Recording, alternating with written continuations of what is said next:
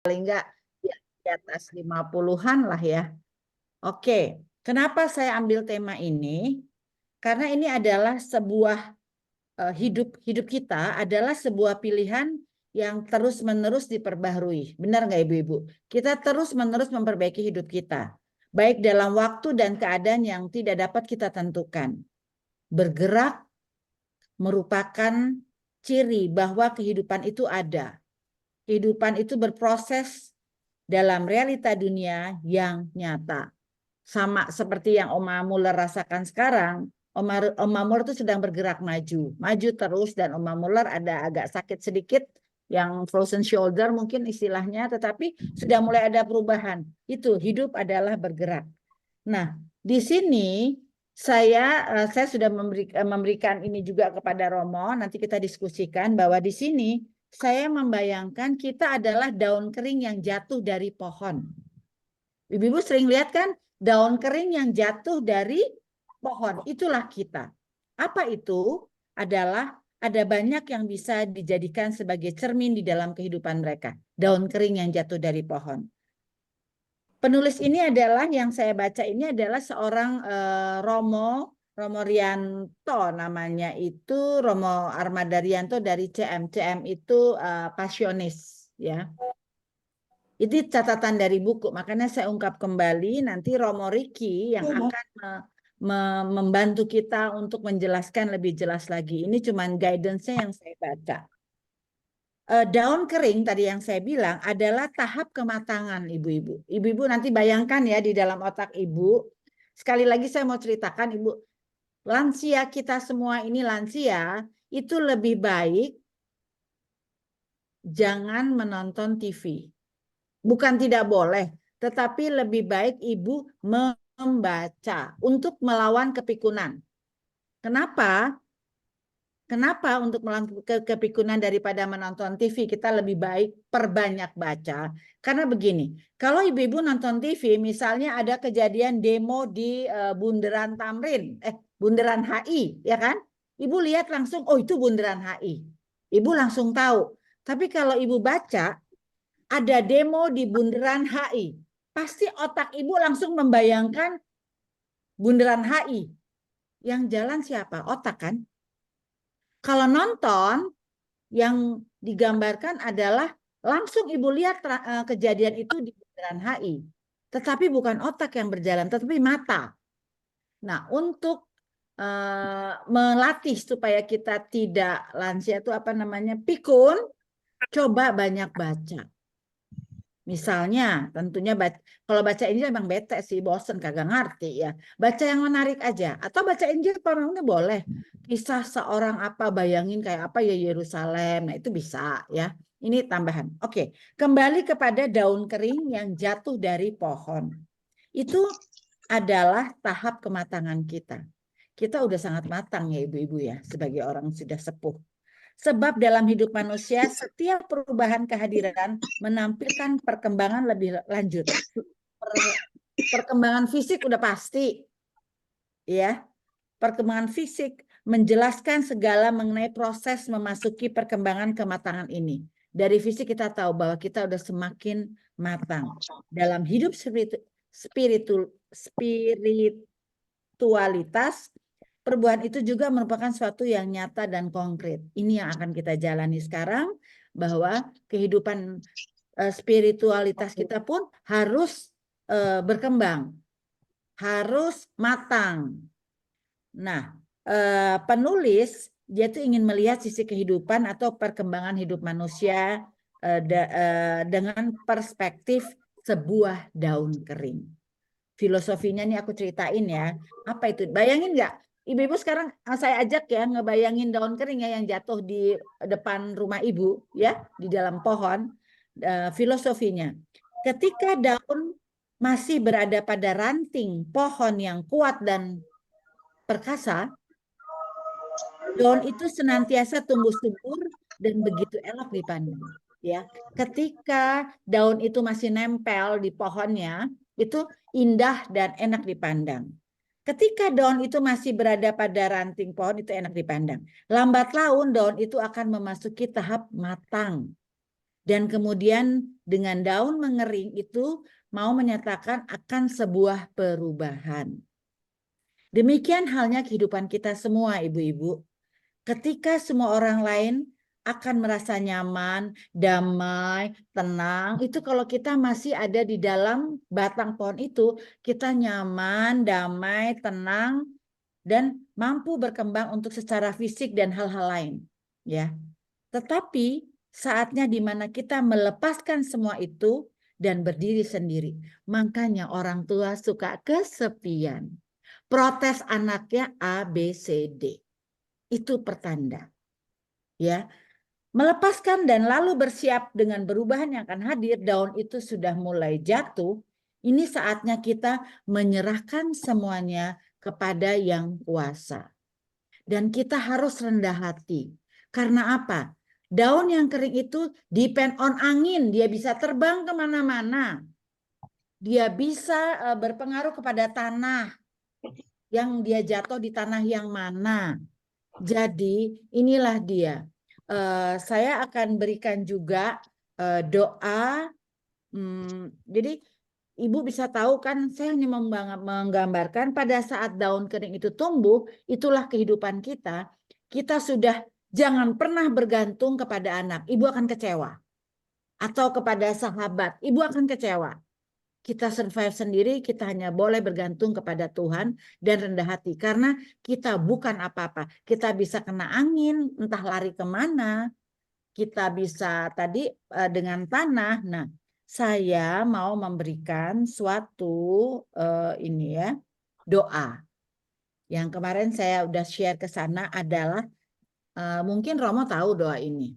Sator arepo tenet opera rotas, itu doa bahasa Latin. Artinya sator itu Bapa, arepo adalah tempat perlindungan, tenet adalah memelihara, opera mempersembahkan sepenuh hati kita, rotas adalah nasib atau nasib atau yang paling jelas adalah perputaran hidup. Apa makna doa itu tersebut? Doa itu sering didaraskan oleh Romo Rohadi. Doanya adalah bahasa Indonesianya, karena ini bahasa Yunani. Bapa tempat perlindunganku yang memelihara hidupku dengan segenap hatinya. Aku mempersembahkan seluruh hidupku dengan sepenuh hatiku kepada Bapa yang menjadi tempat perlindunganku. Jadi hidup kita saat ini yang sudah yang tadi saya judulkan apalah namanya menyongsong hari tua, itu benar-benar depend on God, depend on Tuhan. Tuhan mau apa? Tadi kita lihat kan Oma Muller yang sehat walafiat mendadak sakit. Itu memang Tuhan yang mungkin ingin memberikan Oma istirahat. Oma udah terlalu banyak bekerja. Itu semua ini Tuhan. Buat siapa? Buat cucu dan anak-anaknya. Jadi ini menggambarkan, nanti Romo jelaskan bahwa kita masih berguna. Tangan kita masih bisa membantu. Tangan kita masih bisa memberikan berkat. Seperti kata Paus. Tangan-tangan manula itu kita udah nggak bisa melakukan perbuatan apa-apa karena kita punya kondisi perubahan daripada hidup kita. Tetapi tangan kita masih bisa memberikan berkat. Makanya itu jangan pernah galak-galak, yang berikanlah berkat kepada cucu-cucu kita atau anak-anak kita. Jangan pernah merasa apa ya sendiri terus marah-marah karena tidak memperhatikan saya. Mengakibatkan apa? Dosa buat itu anak-anak. Berikanlah berkat melalui tangan kita. Itulah manula.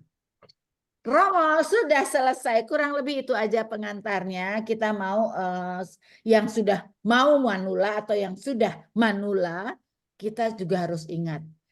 Tapi tadi apa kata saya? Daraskanlah ini nih. Baca nggak? Kebaca nggak? Kebalik ya bacanya ya. Bacanya ini dari sini dari sini dari sini dari sini dari sini bacanya sama semuanya, lucu ya. Sator arepo tenet opera rotas, ingatlah itu. Romo tahu doa ini Romo? Saya baru dengar doa ini. Nanti saya kasih. Itu Oke. Yunani. Itu ini daraskan terus, daraskan terus, daraskan terus. Itu hanya menyatakan bahwa aku ini siap bagaikan layang-layang. Terserah Tuhan mau bawa aku kemana. Kita udah tua, kita udah nggak bisa itu seperti yang saya bilang tadi. Daun kita udah wayahna jatuh.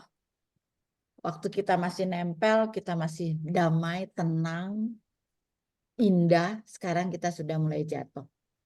Ini Romo, doa ini adalah Sator Arepo Tenan Operatas. Ini saya dapat sebenarnya kemarin itu Lubang Buaya lagi cari dana namanya Romo V. Mungkin ada yang tahu ya Romo VPR Projo Jakarta. Dia menyatakan itu minggu lalu dia bilang bahwa ini doa yang kami daraskan setiap hari kalau kami lagi resah. Dan yang terjadi apa? Dia dikasih tahu sama Romo Hadi yang terjadi apa pada saat COVID itu lubang buaya tidak ada yang kena COVID. Ini doa ini itu bahasa Indonesianya, ini bahasa Yunaninya Sator Arepo Tenan Opera Rotas. Jadi di situ Tuhan terserah Tuhan mau ngapain aku, terserah. Udah saatnya kita menyerahkan semua kepada Tuhan, nggak pakai aturan-aturan apa. Kalau kemarin-kemarin kita masih, aduh kita bisa ngatur-ngatur, sekarang kita sudah mulai tua. Gitu Romo. Silakan Romo.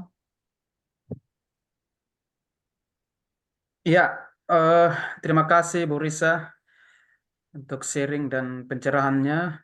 Sebelum saya memulai ini, eh, berbicara tentang usia tua ini memang cukup memberikan saya juga sedikit berpikir lebih keras tentang sebenarnya bagaimana karena ya Bapak Ibu semua sudah mencapai usia 50 ke atas sedangkan saya ini belum belum mencapai ya. Jadi tapi kita coba untuk merenungkan, saya pakai gagasan dari Paus Fransiskus tahun lalu ketika dia berbicara tentang bagaimana menjadi bahagia di masa tua. Ya, dalam teks itu dia bilang jangan tinggalkan kami sendiri. Tetapi saya ingin memberikan judul dari sharing bersama ini adalah menjadi lebih indah sebelum menghilang. Saya ini mendapat Apa-apa menjadi lebih indah? menjadi lebih indah sebelum menghilang. Good. Nah, di tanggal 8 November 2023, Bu Riri ini ikut saya di berteman di Instagram juga. Saya tidak tahu siapa, mungkin ada juga yang berteman dengan saya di Instagram. Lalu saya menulis ketika saya berjalan di hutan di Belanda ini, saya temukan ya seperti yang kita tahu ya daun-daun di Belanda ketika musim-musim dingin mulai berguguran dan dia menjadi lebih indah seperti ini ya. Saya ini di HP saya atau misalnya yang gini lah warna-warna begini. Nah, ketika saya melihat ini, saya foto lalu saya memposting di Instagram saya, lalu saya tulis menjadi lebih indah sebelum menghilang. Kenapa saya bisa bisa mengangkat tema ini? Karena mungkin lebih terasa ketika ada di sini dengan musim gugur itu. Ketika mau memasuki musim gugur, kita melihat itu kalau di area perbukitan itu warna-warni semua. Dan warna-warni itu lebih indah justru ketika dia masih hijau. Nah, lalu saya ingin merefleksikan, wah ini pohon-pohon dan daun-daun ini justru ketika mendekati mati, itu dia menampilkan diri lebih indah dari sebelumnya. Nah, seperti juga yang Bapak Ibu Saudara-saudari tahu semua bahwa gereja atau orang-orang di Belanda ini kemarin kami baru rapat lalu ada kesimpulan kecil bahwa pengunjung kita di gereja ini itu 60 tahun ke atas dan wheat ya Bu Susan tahu wheat itu putih artinya. Jadi artinya rambutnya putih semua. Jadi eh, orang-orang di umur 60 ke atas dan wheat jadi yang mengunjung itu. Sehingga sudah terbiasa ketika duduk di gereja, pimpin dari altar, kita melihat itu rambut putih semua yang ada di bangku umat.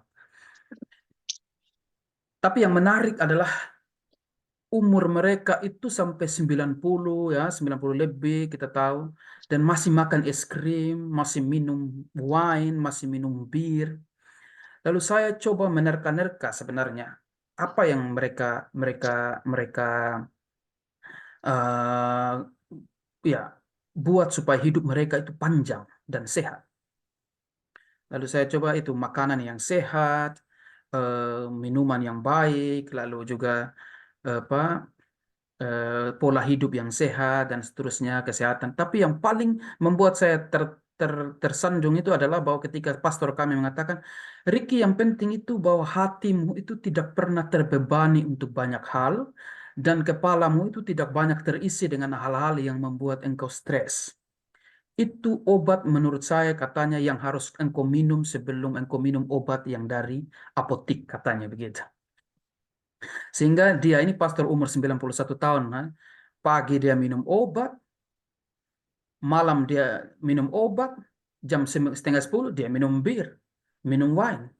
Saya juga lucu, tapi ya itu hidup, katanya begitu. Jadi obat yang pertama sebelum minum obat dari apotek ini adalah katanya hati yang bersih, tidak boleh dendam, tidak boleh ini, tidak boleh marah, dan kepala yang tidak boleh diisi dengan banyak hal yang buat kita pikiran, stres, dan lain-lain.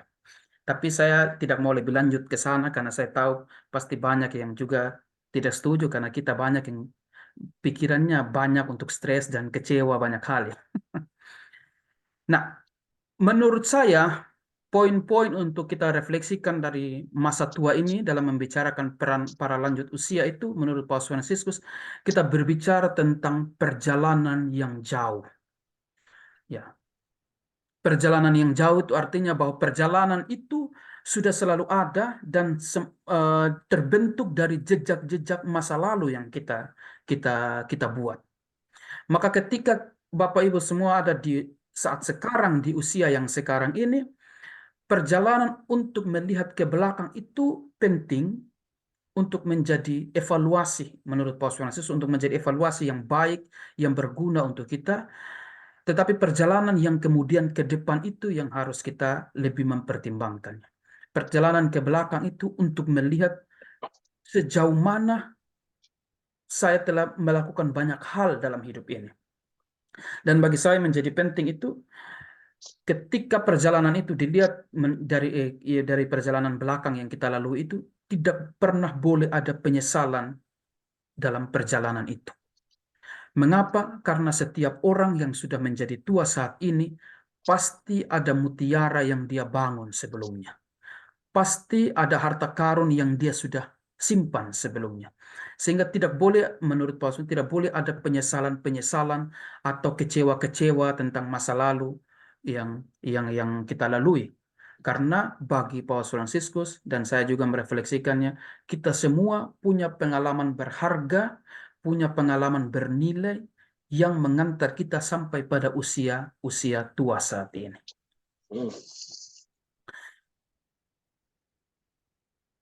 Kalau kita membaca Mazmur 71 ayat 17 sampai 18 atau keseluruhan Mazmur 71 itu isi tentang doa orang yang meminta kekuatan untuk usia lanjut. Ya. Doa minta perlindungan di masa usia lanjut. Dalam ayat bab 71 ayat 17 sampai 18 dikatakan, "Ya Allah, Engkau telah mengajar aku sejak masa kecilku. Dan sampai sekarang aku memberitakan perbuatanmu yang ajaib. Juga sampai masa tuaku dan putih rambutku, ya Allah, janganlah meninggalkan aku, supaya aku memberitakan kuasamu kepada angkatan ini, keperkasaanmu kepada semua orang yang akan datang." Ini doa pemazmur yang menjadi poin penting dalam melihat kehidupan kita dalam usia yang lanjut ini. Bahwa di masa dan usia, di waktu yang sudah tidak muda lagi ini, kita masih tetap ingin untuk mewartakan Tuhan dalam kehidupan kita. Makanya pemazmur itu meminta supaya jangan pernah meninggalkan aku. Jangan pernah memalingkan, dalam Mazmur 150, jangan pernah memalingkan wajahmu daripada. Ini menjadi satu poin yang baik untuk kita renungkan. Karena saya yakin Bapak Ibu Saudara-saudari sekalian ketika mulai masuk masa-masa 50 ke atas, mulai berpikir tentang sesuatu yang apakah saya bisa buat ini, saya sudah mulai tua, saya sudah tidak bisa buat apa-apa. Tetapi pemazmur ini mengingatkan kita bahwa jangan pernah menyerah untuk meminta kepada Tuhan supaya Tuhan itu terus menopang dan mendukung kita. Sekali lagi saya ingin membandingkan ya apa kehidupan orang-orang tua di sini. Di Eropa dan secara khusus Belanda, tua itu baru ketika umur 80. Orang baru bilang bahwa dia itu tua. Tetapi sebelum umur 80, ya dalam arti tertentu, orang masih tersinggung kalau bilang dia itu tua. Dan saya melihat sendiri, orang-orang yang ada di sini, orang-orang tua itu masih mampu berjalan berkilo-kilo. Setiap hari itu bisa 12, 13 kilo, 15 kilo. Karena mereka punya kehidupan. Romo kami yang saya pernah cerita ya, 91 tahun ini, kalau naik tangga itu pakai lari dia. Turun tangga pakai lari juga. Jadi mental dan hati kita itu yang menurut saya yang kadang-kadang cepat lebih tua daripada umur kita sendiri. Pikiran dan perasaan kita itu yang menurut saya cepat lebih tua daripada umur kita yang sebenarnya. Sehingga menurut saya Bapak Ibu Saudara-saudari yang terkasih, tua itu menjadi berumur itu sangat tergantung dari cara kita memperlakukan hidup. Cara kita melihat kehidupan itu seperti apa. Orang yang umur 75, 80, dia tidak mau dibilang tua kalau segala sesuatu itu dia masih ingin untuk mengerjakannya. Oma Muller ini saya tahu pasti ini kan orang Belanda juga ya, Bu Susan ya. Ini jiwa Iya, dan rohnya ini jiwa roh yang tidak mau berhenti untuk bergerak sampai dengan usia di mana memang harus ada batas untuk kita duduk diam dan benar yang Bu Risa tadi katakan bahwa kalau di masa tua itu lebih baik membaca karena banyak orang di sini ya kalau kita ke Belanda dan lihat dan kalau kita jalan lihat di rumah-rumah di musim panas orang duduk di luar itu orang-orang tua itu duduk membaca mereka memang untuk melatih itu semua. Nah, baik saudara yang terkasih, hidup itu ada awal dan akhirnya dan setiap Paskah kita akan merayakan lilin yang dinyalakan dengan tulisan Alfa dan Omega, ada awal dan ada akhirnya. Ini menandakan Kristus yang juga adalah awal dan Kristus adalah juga yang akhir. Seperti yang sudah Ibu Risa katakan tadi, bahwa daun-daun itu dia indah ketika dia masih ada di cabang-cabang pohonnya, tetapi selalu siap juga Bapak Ibu bahwa pada suatu waktu dia akan jatuh. Saya pernah membuat satu refleksi pada bulan November di bulan orang apa arwah orang beriman. Saya merefleksikan demikian. Daun kering itu dia mati dan dia membusuk ke dalam tanah di musim dingin di musim uh, ya musim gugur. Tetapi kemudian dia menjadi pupuk untuk kehidupan musim semi berikutnya. Menurut saya demikian juga dengan kehidupan kita manusia. Saya refleksikan ini ketika saya melihat beberapa pohon besar di sini itu dibor, akarnya yang besar-besar itu dibor, lalu abu dari kremasi itu dimasukkan di situ. Jadi ya di sini kan orang juga buang saja begitu saja di taman kami di sini itu ada tempat pembuangan abu.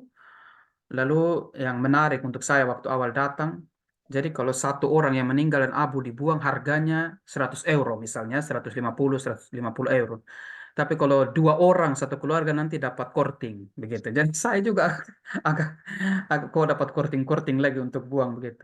Lalu ada yang bor akar dari pohon itu lalu masukkan abu di dalam itu. Dia keluarganya ingin supaya pohon ini dikenang bahwa ini dia menjadi pupuk untuk pohon ini.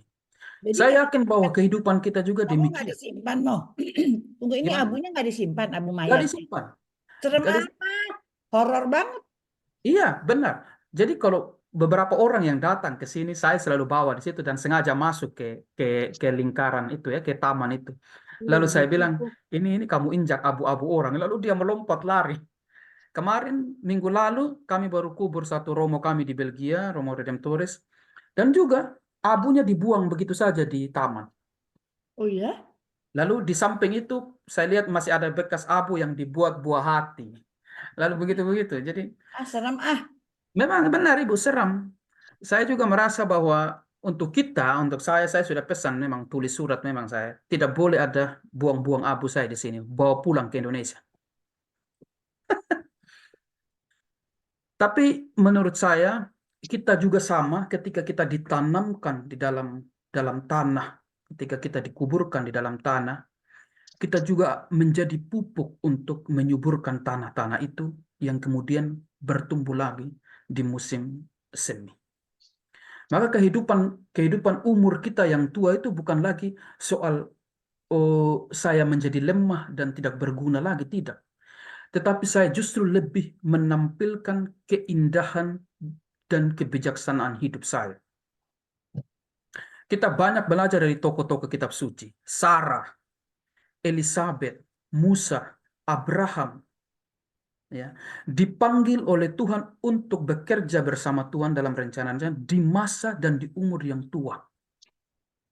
Elizabeth itu sudah kehilangan harapan untuk tidak lagi bisa mengandung dan seterusnya. Tentu ya, saya juga tidak mau bilang bahwa kita mau minta mengandung semua, ya tidak. Tapi bahwa di poin di belakang itu adalah bahwa kita masih sungguh diperlukan oleh Tuhan itu dalam kerangka karya keselamatan yang ingin Tuhan bangunkan dalam kehidupan bersama kita di dunia ini. Maka kendati hidup kita itu dibatasi oleh waktu dan rapuh dan pasti akan mati, kita itu dihibur oleh gagasan bahwa berkat kekuatan jiwa-jiwa rohani kita, kita akan tetap hidup melampaui maut sendiri. Itu hiburan iman yang ingin kita bangun. Itu hiburan iman yang menjadi kekuatan kita orang Kristen. Bahwa jiwa-jiwa rohani yang selama ini kita beri makan itu, ya, yang kita beri minum itu, yang kita rawat itu melampaui batas-batas maut yang kita takuti di masa usia tua kita. Siapa yang tidak takut mati, Bapak Ibu Saudara-saudari? Siapa yang tidak takut menghilang, Bapak Ibu? Kita semua takut. Saya pun seorang pastor atau siapapun pastor yang omong bahwa hidup itu adalah hidup yang sejati adalah hidup nanti ketika takut juga mati. Itu manusiawi sekali. Tetapi kita selalu berproses untuk memberikan kekuatan jiwa kita bahwa apa yang telah saya buat di masa lalu, apa yang waktu saya kerja dan karya saya di masa muda, itu yang menjadi modal saya untuk juga bersyukur dan bangga terhadap kehidupan saya di saat saya tua. Apa yang saya buat dalam kekuatan-kekuatan saya ketika masih muda, itu yang saya syukuri terjadi di masa tua, bahwa saya tidak pernah meninggalkan Allah sepersekian senti pun dalam kehidupan saya. Bahwa saya selalu mengandalkan Dia. Itu yang menjadi keindahan menurut saya, yang menjadi yang lebih indah ketika sebelum kita menghilang. Kalau kita kembali kepada daun kering, filosofi daun kering itu adalah daun yang juga jatuh, tetapi dia tidak jatuh sia-sia, dia tidak menjadi mati sia-sia, tetapi dia menyuburkan tanah. Tapi dia menjadi pupuk untuk tanah, untuk kembali menumbuhkan bunga-bunga yang indah di musim semi nanti. Kehidupan kita juga demikian. Makanya mungkin bagi saya ya, Saya kan juga belum merasakan usia tua yang bagaimana dan segala. Menurut saya, kita perlu mengisi hari-hari tua itu dengan kebahagiaan. Saya itu sedih kemarin, ya beberapa bulan lalu, ada yang sharing dengan saya ya. Sedih sekali bahwa orang tua sudah umur 70, 75, ya masih masih dibuat repot oleh anak. Dalam arti tertentu disuruhlah jual rumah supaya membayar utang anak dan segala macam. Dan orang tua yang saya kenal ini dia telepon saya nangis-nangis dan sedih menceritakan itu. Saya tidak tahu pengalaman kita masing-masing di sini, tapi bagi saya itu menjadi penting ketika saya membandingkan melihat orang-orang tua di sini di bawah biara ini, di bawah kamar saya ini ada satu organisasi yang bekerja untuk apa mengumpulkan orang-orang tua yang kesepian di rumah yang telah ditinggalkan anak-anak lalu mereka tinggal sendiri supaya mereka ada hiburan tiap hari mereka datang dari jam 9 sampai jam 4 sore untuk bergabung dengan orang tua lain mereka punya kegiatan buat karya-karya seni begitu lalu doa dan seterusnya kegiatan-kegiatan itu supaya mereka tetap juga terhibur. Karena pembicaraan yang sedang hangat di Belanda secara khusus itu tentang kesepian, tentang kesendirian. Padahal seharusnya hidup yang sudah tua itu hidup yang sama seperti sekarang Pak Marco sedang duduk itu harusnya begitu, santai, senang, gembira, supaya tidak ada beban di dalam hati, dalam pikiran kita. Menjadi tua itu menurut Pak Yesus itu menjadi indah. Menjadi lebih berguna, lebih berharga, lebih bernilai. Bukan berarti menjadi rapuh dan tidak ada gunanya lagi. Karena bagi Paus Fransiskus, dia mengatakan bahwa banyak orang tua di seluruh dunia ini yang dibully oleh anak-anaknya, oleh anak dan secara khusus untuk anak-anak muda. Karena mereka sudah terlihat tua, sudah tidak berdaya, lalu akhirnya ditipu, diberdayakan, dirampok, dan seterusnya. Ya, perampokan-perampokan itu biasa terjadi kepada orang-orang tua yang sudah lemah. Tetapi membangun dan memupuk jiwa dan hati yang muda itu sampai dengan umur kapanpun itu tetap harus kita ada. Karena dalam Mazmur 90 ayat 12 dikatakan, ajarilah kami menghitung cermat hari-hari kami, supaya kami mencapai kebijaksanaan hati. Maka Bapak Ibu Saudara-saudari, sambil kita terus merayakan ulang tahun kita yang setiap tahun kita rayakan, kita juga perlu berdoa, Tuhan, saya menghitung hari-hari saya supaya bukan supaya saya bisa dirayakan, makan enak, salah satunya juga saya juga senang kalau ulang tahun makan enak, tetapi lebih supaya kami mencapai kebijaksanaan hati. Ini yang perlu menjadi doa yang terus-menerus dan berulang dalam kehidupan kita. Karena masa tua itu menurut saya masa soal hati dan pikiran. Bukan lagi soal umur, tapi bagaimana saya mempersiapkan hati dan mempersiapkan pikiran saya untuk lebih tenang, mengolah, mengkaji lebih banyak kehidupan yang bernilai dan berharga untuk seperti Mazmur 71, 18, 17 sampai 18 untuk tetap melayani Tuhan dan mewartakan kebaikan Tuhan. Karena ketika orang-orang muda melihat kehidupan Bapak Ibu yang sudah lanjut usia ini, begitu mempesona, begitu baik, begitu bergembira, begitu bersuka cita, orang-orang muda seperti saya itu tidak pernah akan kehilangan harapan soal hidup. Tidak pernah cepat untuk menyerah. Musim dingin di Belanda, musim dingin di Eropa itu musim yang paling tidak disukai oleh orang muda. Dan banyak yang bunuh diri di musim-musim begini. Karena orang tidak cepat menerima kenyataan kehidupan yang berubah. Maka dari orang-orang tua seperti Bapak Ibu semua ini yang kita belajar untuk menerima perubahan dengan hati yang terbuka. Dan Bapak Ibu semua itu harusnya menjadi contoh untuk kami semua yang muda bahwa lihat ini kehidupan di hari tua itu kehidupan yang begitu indah. Kehidupan yang begitu mempesona. Kehidupan yang sampai pada puncak rasa syukur kita kepada Allah untuk penyertaan dan perlindungan. Itu yang menurut saya menjadi kekuatan Bapak Ibu semua di hari-hari tua ini untuk menjadi contoh kepada kita anak-anak muda. Maka ketika saya memberi tema menjadi lebih indah sebelum menghilang, isinya adalah tentang kebijaksanaan hati kita masing-masing. Isinya adalah bahwa usia lanjut itu adalah terhormat bukan karena waktu yang panjang, bukan karena tahun yang jumlahnya banyak, tetapi karena kebijaksanaan-kebijaksanaan yang kita peroleh dari kehidupan kita sejak kita masa muda. Itu yang harus kita syukuri. Memang manusiawi kita cukup takut untuk setiap kali kita merayakan ulang tahun kita. Banyak orang yang bilang, aduh, ulang tahun bisa mengurangi 1 tahun lagi. Tetapi sebagai orang Kristen, menurut saya, kita harus sampai pada satu refleksi, setiap ulang tahun itu adalah setahap maju untuk berjumpa dengan Tuhan. Itu yang menurut saya perlu menjadi refleksi. Jadi setiap kita merayakan hari ulang tahun, setiap kali kita merayakan masa tua kita yang tiap tahun berubah, itu adalah tahap di mana saya melangkah 1 kaki lagi untuk berjumpa dengan Tuhan.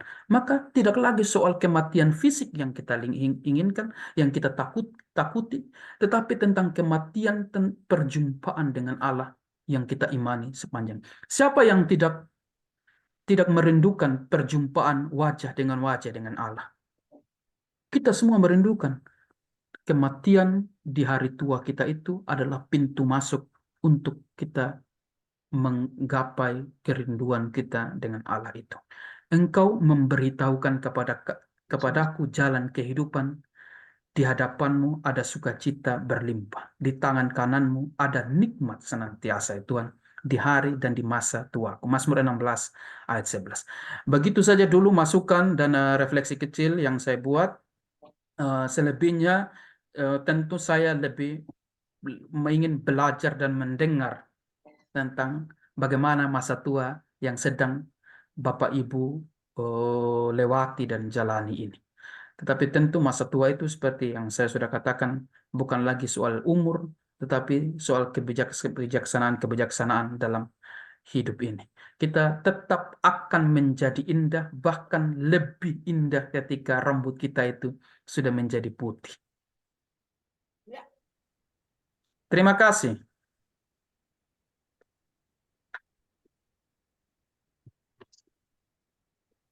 Makasih Romo. Ya, Ibu saudara-saudara sekalian. Di sini yang tua semua ya, jadi bisa untuk Interaksi. koneksi. Ya, bagaimana Ibu-ibu? Bagaimana dengan kita yang semakin tua ini? Semakin banyak pengalaman hidup, udah pasti ya. Semakin banyak pengalaman hidup, semakin banyak juga bisa melihat penyertaan Tuhan. Semakin banyak juga kita merasa bersyukur kepada Tuhan. Bagaimana ibu-ibu bisa sharingkan pengalaman? Begitu. Yang selain itu semakin banyak menghakimi seseorang. Karena semakin ya itu pilihan ya.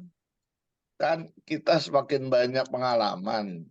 Kalau memang kita rasa pengalaman buruk itu kita anggap benar, ya itu pilihan. Tapi kalau kita mau bahwa pengalaman yang kita dapat yang baik dari Tuhan, ya mungkin bisa men-sharingkan di sini bagaimana kebaikan Tuhan yang terjadi pada ibu-ibu sekalian. Silakan di-sharingkan ibu-ibu.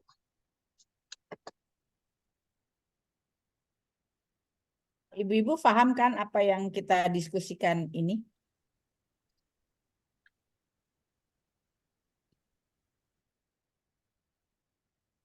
Ibu-ibu bisa tua begini, apakah dengan sendirinya?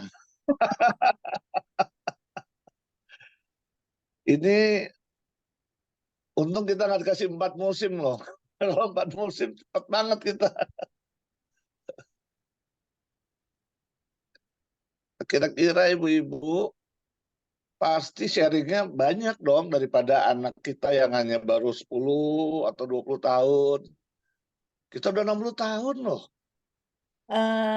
Coba ada yang mau nggak berkata bagaimana hubungan kita bersama anak dan cucu di dalam hal ini?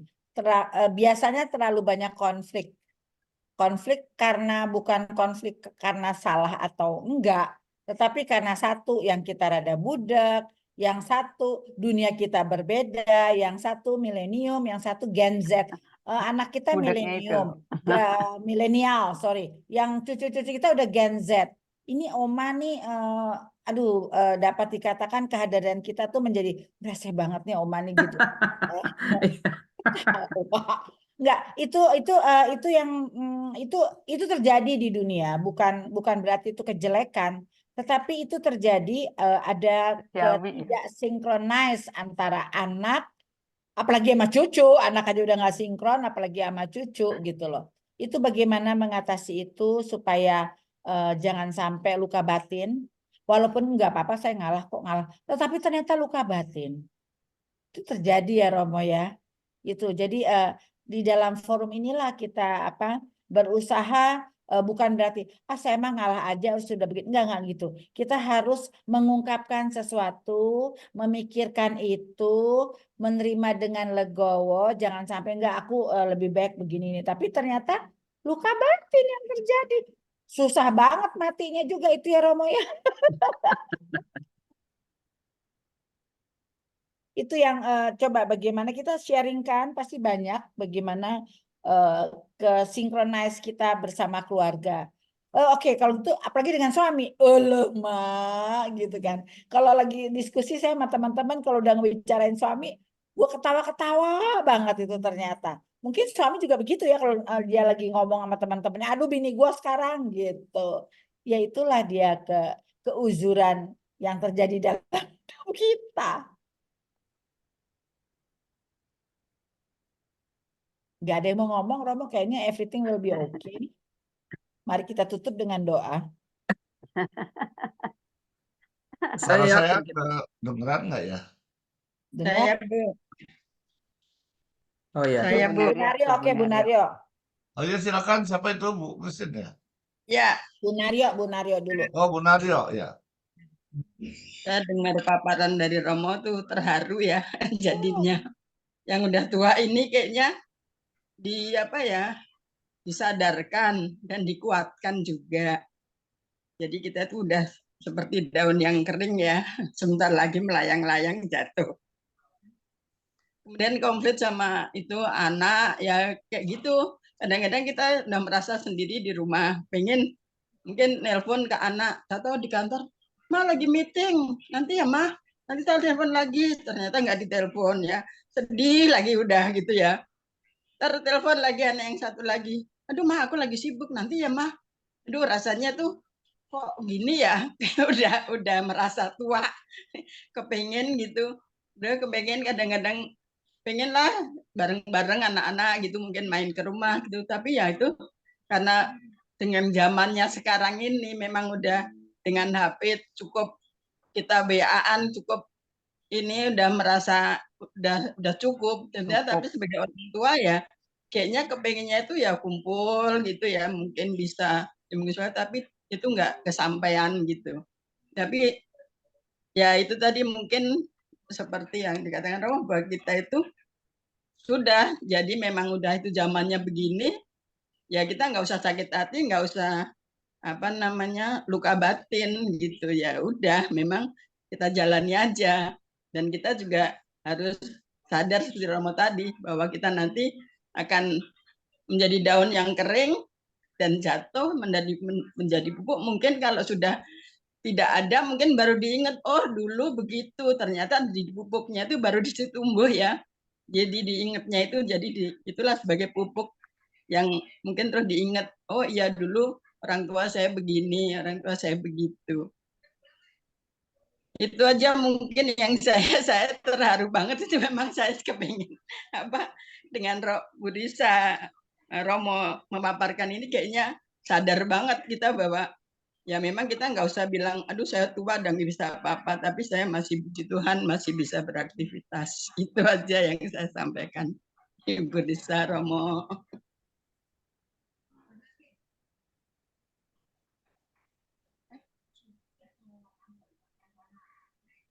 Nah, ya, bagaimana dengan yang lainnya?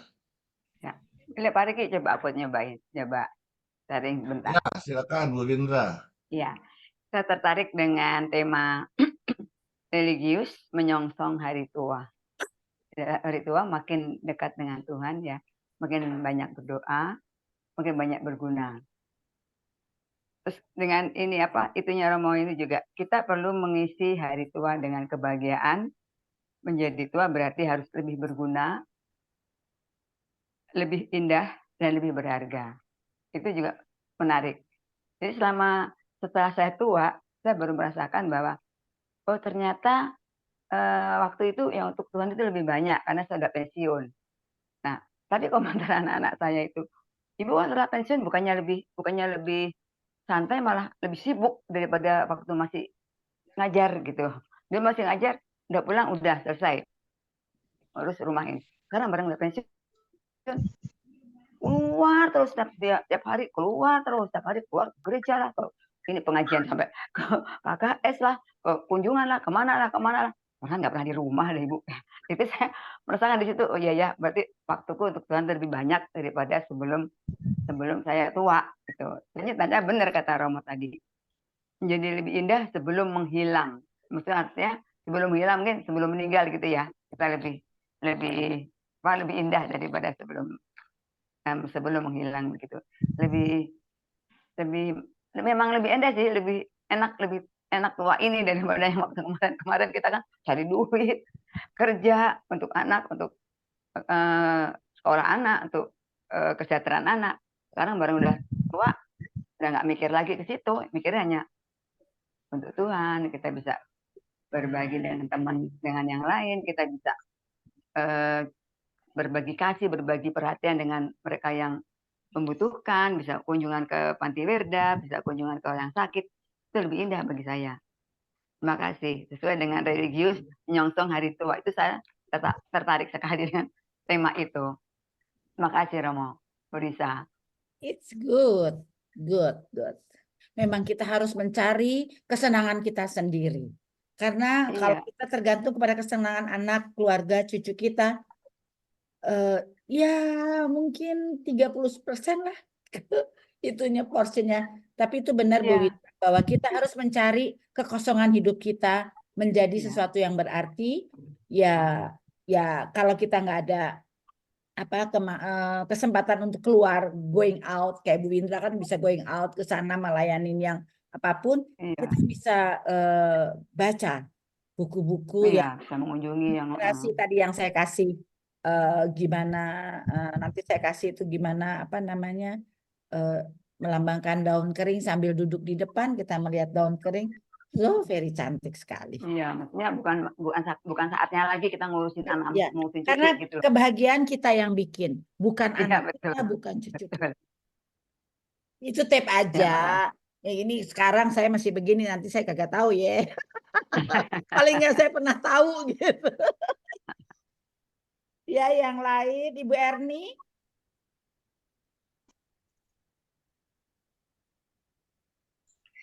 Iya, terima kasih Bu Risa, Romo. Bagus sekali semuanya. Sampai saya nggak tahu mesti, ya memang itu yang terjadi ya. Daun kering tidak selalu jelek.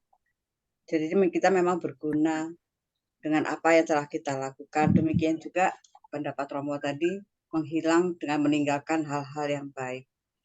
Itu sedang saya upayakan. Dan kalau kalau dalam keseharian memang kita harus mencari kesibukan sendiri. Betul sekali Bu Risa, kita tidak terlalu tergantung pada anak atau terlalu tergantung pada orang lain. Kita bisa mencari. Kadang-kadang memang dalam keluarga ketika anak-anak mengajak, Mama bisa nggak hari tanggal sekian, tanggal sekian kita bareng-bareng kumpul gitu. Tapi kan, aduh maaf, Mama sudah ada janji yang inilah yang itu, tapi yang hubungannya dengan kegiatan gereja, kegiatan sosial. Sampai seperti Bu Indra juga katakan, waktunya sebelum waktu yang sekarang ini jauh lebih sibuk dibandingkan dengan dulu waktu masih muda. Kalau dengan keluarga, saya bersyukur juga karena tidak terlalu direpotkan dengan cucu, karena kebetulan menantu saya itu mengerti banget, ini saatnya mama, papa punya waktu sendiri untuk kegiatan sehari-hari kan. Jadi kadang-kadang saya pun kepingin direpotkan gitu loh, kepingin anak-anak datang, mama tolong jagain anak, mama tolong temenin gitu. Itu hanya sesekali aja, karena yang saya harapkan itu tidak terjadi, karena mereka bisa mengatasi sendiri gitu loh. Kalau kepepet baru mereka datang ke kami, mama minta tolong temenin, minta tolong awasin gitu. Awalnya saya tersinggung kok mereka nggak percaya saya, nggak percaya kami gitu. Tapi kesini saya menyadari bahwa mereka memberikan kesempatan kepada kami untuk dapat menikmati. Nah, kalau hubungan dengan suami ya itu karena kita sudah sama-sama tua, ya kadang terjadi nggak sinkron gitu loh. Saya ngomong apa, dia ngomong apa, itu ya karena usia. Jadi suka nggak ketemu gitu loh. Tapi pada akhirnya saya harus kita sama-sama mengerti bahwa ini loh kita sudah tidak muda lagi. Jadi nggak perlu diperdebatkan, nggak perlu menuntut lebih. Kita harus sama-sama memahami, mengerti, begitu sabar. Itu aja sih yang saya dapat, Bu. Terima kasih. Siapa lagi? Kasih Mbak Erni. Tadi Reki katanya yang mau. Kenapa? Tadi katanya Reki kalau saya gitu tadi kan. Oh, enggak. Cuman ya apa ya, kan kita Arki saya belum sih tua kok melihat ya. kehidupan ya kan kita banyaklah masalah ya dengan keluarga dan dengan saudara dan dengan orang lain pasti banyak. Tapi di situ saya justru banyak mengoreksi diri saya sendiri. Ya, justru di situ saya merasakan kok bisa ini berlalu ya gitu ya. Kok bisa ini saya hadapi. Justru saya semakin dekat dengan Tuhan. Ternyata Tuhan itu baik.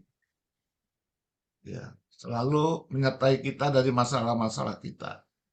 Kita tidak cari kebenaran karena kebenaran terlalu relatif terhadap semua orang ya. Justru saya melihat kebersamaan Tuhan terhadap kita karena bukan kita yang menentukan sukses hidupnya. Kebersamaan kita di sini tetapi Tuhan. Asal kita mau mendengarkan.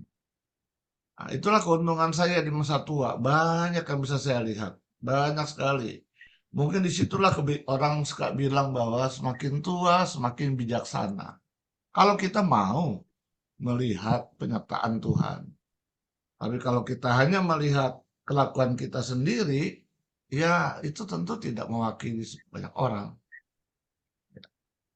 Dan waktu saya ditinggal misalnya sendiri oleh anak-anak saya mulai besar, mulai kerja. Kadang pulang malam, kadang nggak ketemu.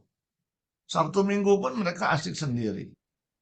Ya, saya kadang berpikir nanti waktu mereka menikah pasti akan sulit lagi bertemu saya. Tetapi kesedihan itu hilang. Kalau saya berpikir, wah, saya banyak waktu nih untuk dekat dengan Tuhan.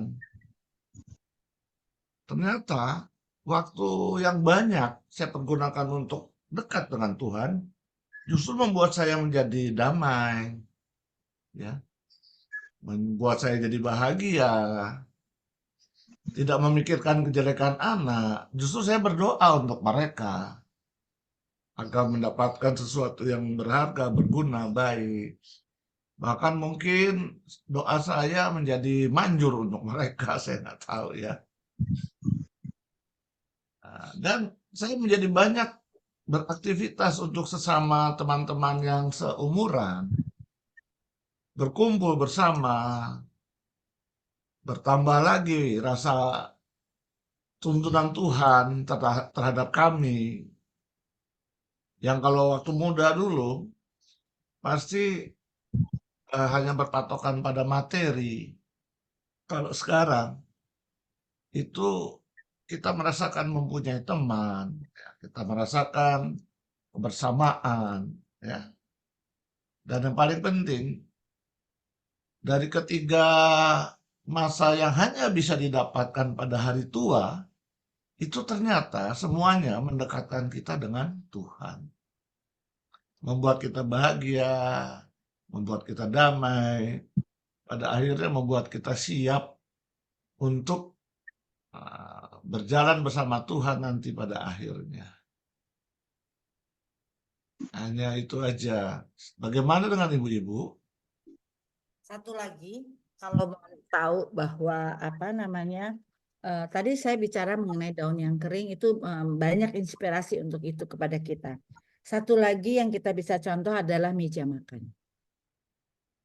Meja makan bagi yang anak-anaknya masih di rumah atau sudah menikah masih di rumah, itu meja makan adalah tempat yang kita bisa habiskan waktu bersama keluarga, adalah sebuah spiritualitas.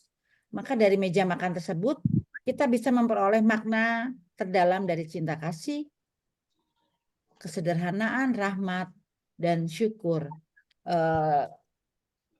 Mungkin yang sudah tinggal berdua, yang kayak Ibu Naryo tinggal berdua sama Hana atau yang lain-lainnya dengan sibuk, someday pada suatu saat, pada saat kita lagi datang, anak kita datang, kita pasti ngumpulnya di meja makan.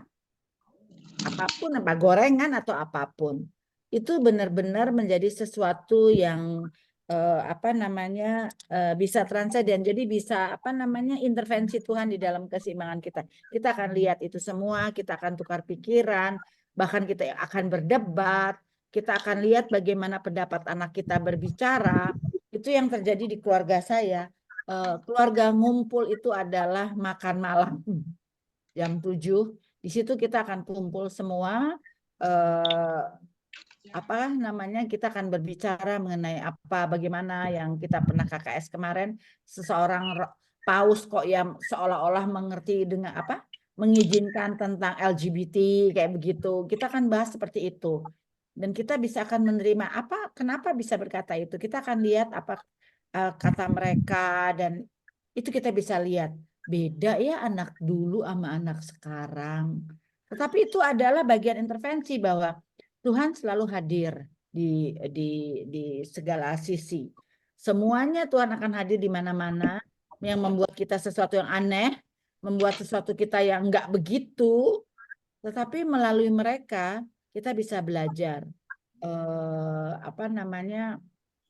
Bahkan anak saya yang bikin saya merinding, I'm Katolik, tapi saya tidak dogma Katolik. Serem nggak sih kalau mikir itu, kan serem banget ya. Tetapi itu untuk menjadi sesuatu apa ya, sesuatu yang bukan serem, nggak bisa itu, tutup semua, nggak boleh kamu gini, enggak seperti itu. Kita belajar terbuka. Kenapa mereka sampai berpikiran seperti itu? I'm Katolik, I'm dogma enggak, dia bilang gitu. Kenapa dia bisa berpikiran? Kita harus menerima apa itunya segala macam, dan kita lihat kalau kita nggak ngerti untuk menjawab, jangan pernah menjawab. Ya kebetulan saya mempunyai rezeki dari Tuhan, Romo di sini terlalu banyak yang simpang siur di dalam rumah. Jadi setiap ada Romo, ini gimana ngejawabinnya? Akhirnya mereka bicara sendiri sama Shina, berbicara gimana maksudnya dari sisi mana, dan waktu Romo berbicara dia nggak pernah seperti pikiran kita. Mungkin dia juga sama, tapi dia cara masuknya itu yang penting, cara masuknya untuk kita masih bisa berjalan bersama milenial dan generasi Gen Z itu. Mungkin gimana kita bisa masuk. Saya lihat bagaimana Romo-Romo itu berbicara sama anak saya, dan pertama kali bilang, iya wajar kamu punya pemikiran seperti itu. Kalau saya seumur kamu juga, saya mungkin akan punya pemikiran seperti itu. Terus baru dia cerita. Jadi itu adalah suatu apa ya, intervensi, bahwa nggak mudah menyatakan iman kita kepada mereka. Walaupun mereka percaya Katolik, mereka tiap minggu ke gereja, tetapi nggak mudah karena itu semua apa namanya yang tadi yang saya bilang apa doa tadi yang saya bilang itu yang tunggu. Semuanya itu ada konsekuensinya. Kita tuh hidup, kita tuh nggak, pokoknya gini gitu. Kita enggak, kita justru hidup. Jadi kita belajar melihat cara dia mencintai Tuhan seperti apa. Dan seringnya sih mungkin ibu-ibu kalau bisa sharing juga mungkin secara jujur banyak berbeda yang dengan iman Katolik kita sangat berbeda. Itulah apa ya? Itulah berkat yang kita bisa berikan kepada mereka. Jangan pernah menyatakan menghakimi lu salah. Enggak. Ya Romo, karena Romo sendiri waktu kita bicara mengenai LGBT kan kadang-kadang ini paus nih maksudnya apa sih gitu kan. Tapi pada akhirnya maknanya kita dapat di situ. Karena apa ya? Karena Roh Kudus, karena seperti Tuhan. Kok Tuhan begini ya? Kenapa Tuhan kok begitu? Tapi kan kenyataannya Tuhan mati di salib buat kita. Jadi Tuhan sangat mencintai kita. Itu. Jadi ya kurang lebih itu Ibu. Jadi kenapa saya ini kita siap menghadapi keaneh-anehan daripada orang-orang terdekat kita. Menurut kita aneh, tetapi kita yang belajar mau menerima keanehan itu. Begitu Romo? Emang unik ya, tapi ya terima kasih Tuhan memberikan ini semua kepada saya, membuat saya menjadi bisa sharing sama ibu-ibu, membuat saya juga terngongong-ngongok, terblongok-blongok. Ini semua yang terjadi kalau punya anak kepintaran ya begitu. Anak sekarang kan pada pinter-pinter, coba deh. Rata-rata ya Romo anak sekarang tuh, waduh, kemajuannya pakai Rolls Royce. Kalau kita cuman becak kali dulu, pelan-pelan. Mereka Iya semua pakai betul. Rolls Royce. Digitalnya yang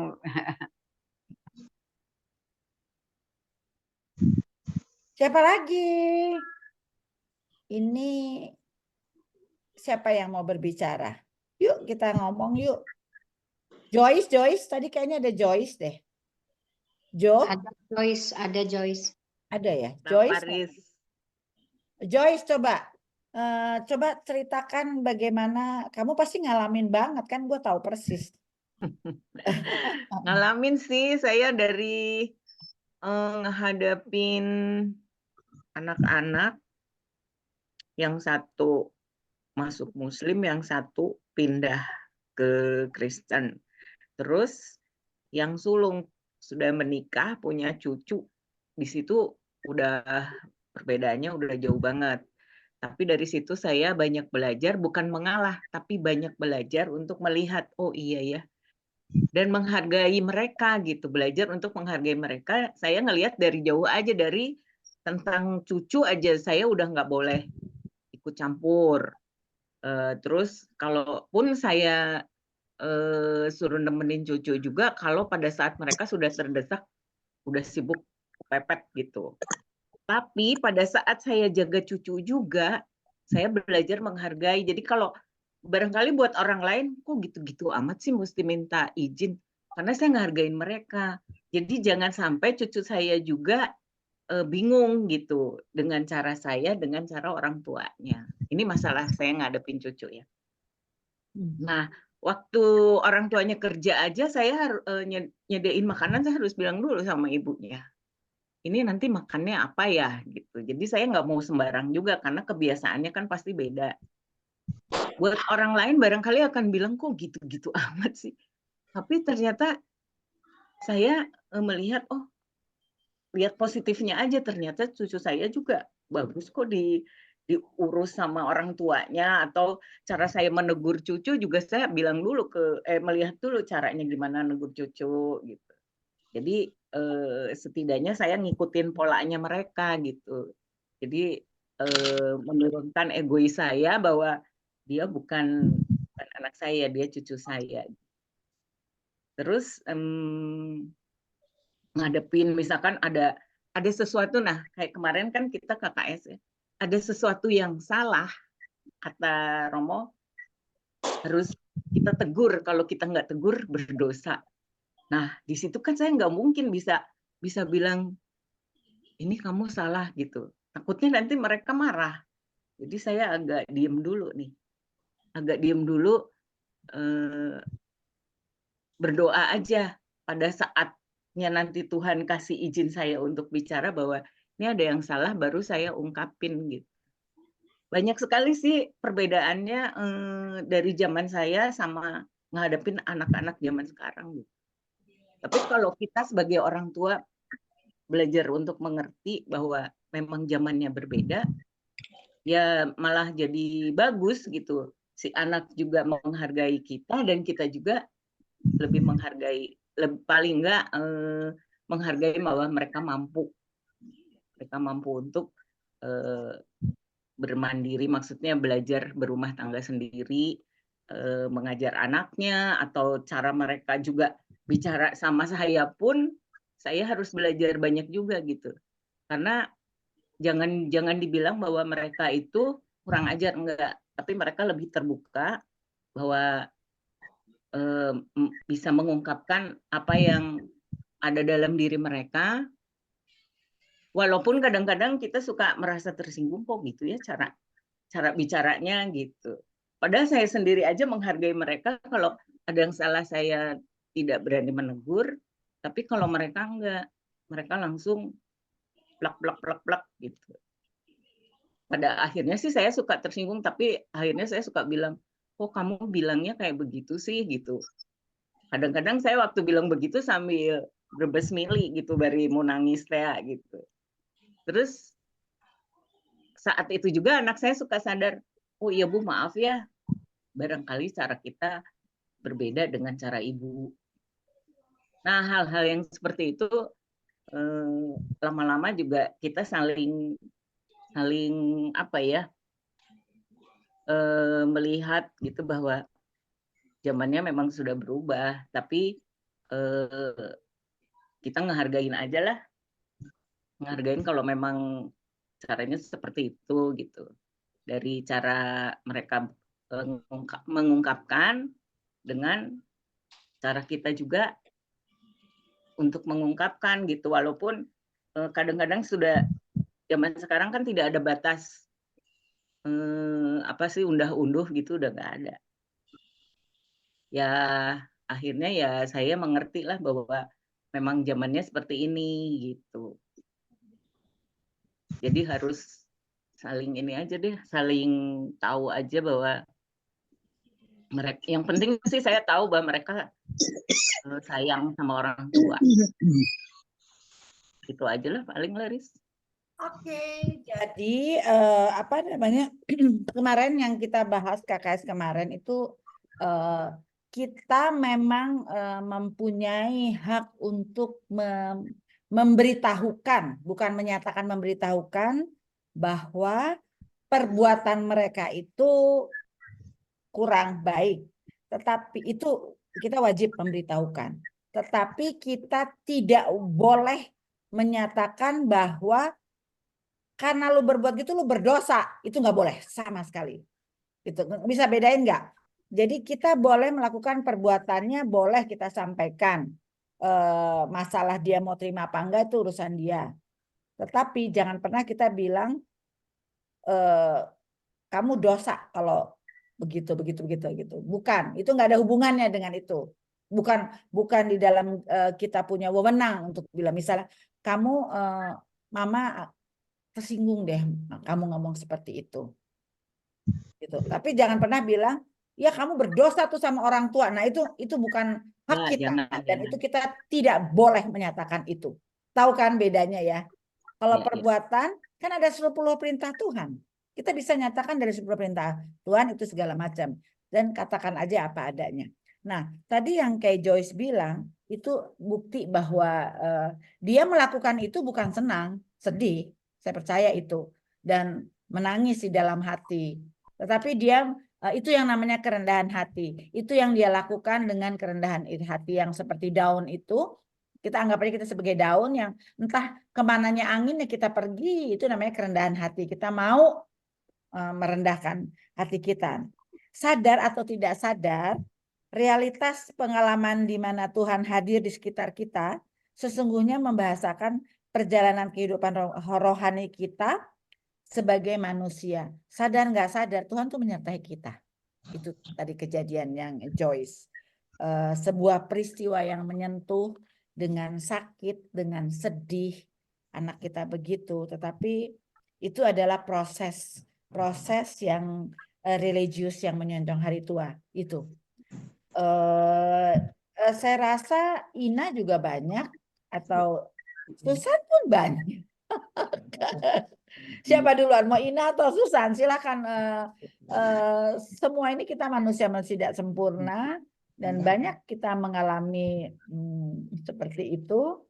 Tapi hati-hati buat kita semua, jangan sampai kita anggap ya udahlah yang penting Tuhan. Tapi nyatanya yang keroak itu luka batin kita. Jangan sampai seperti itu. Itu very important, luka batin. Tetapi di luar kita seperti wise, tapi batin kita yang berteriak. Mungkin ada Ina atau Susan mau berbagi pengalaman menghadapi ketidaksinkronis hidup kita, apalagi terhadap Ina suami yang kadang-kala nggak ngerti dia maunya apa, kerjanya marah-marah, kita salah lakukan itu, pada mungkin seperti itu. Siapa duluan? Silakan.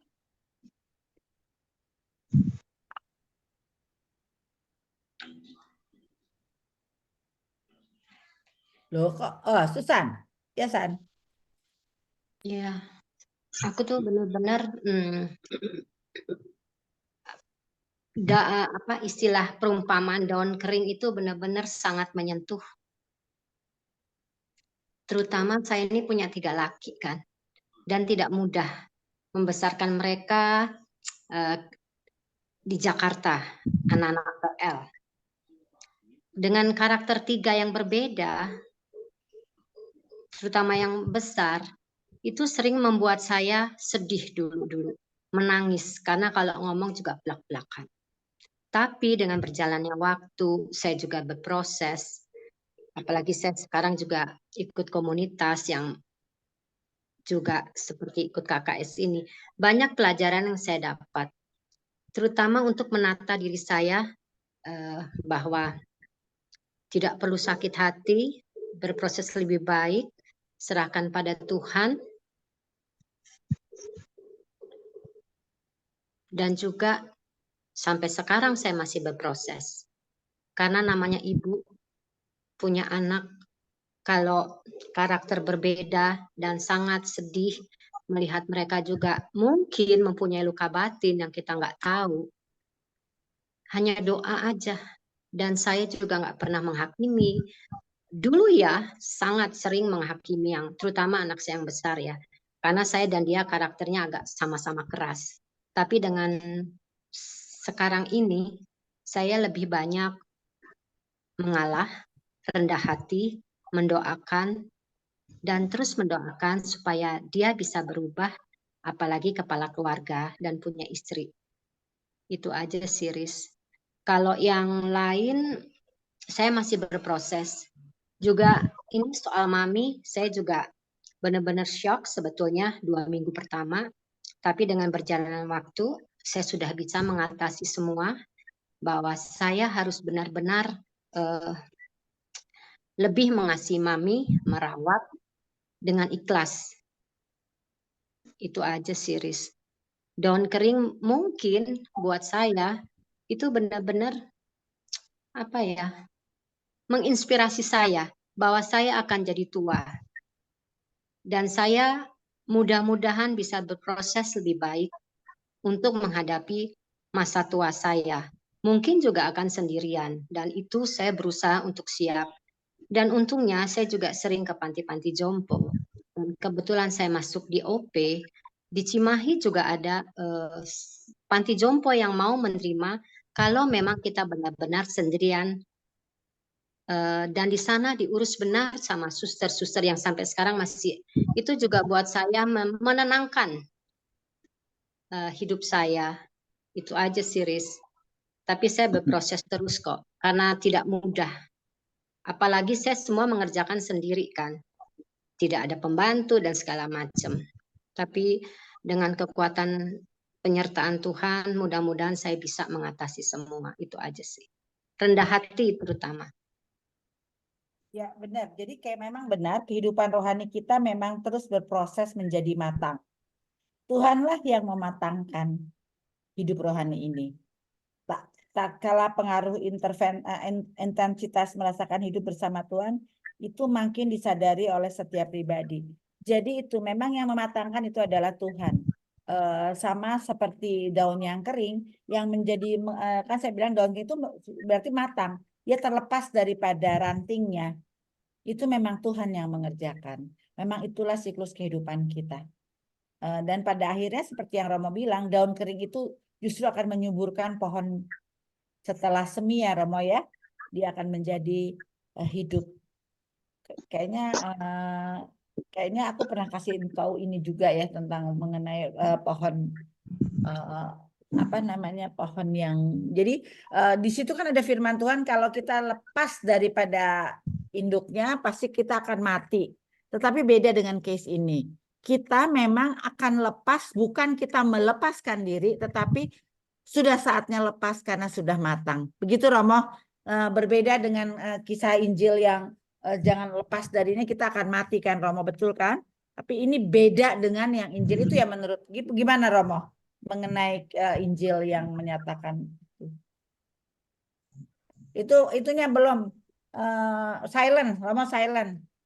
Iya benar Ibu, kita adalah cabang-cabang dari satu pohon yang kalau salah satu dari, tapi memang ini beda maksudnya juga ya, ini memang penguatan untuk kita tetap berada pada satu batang pohon yang sama.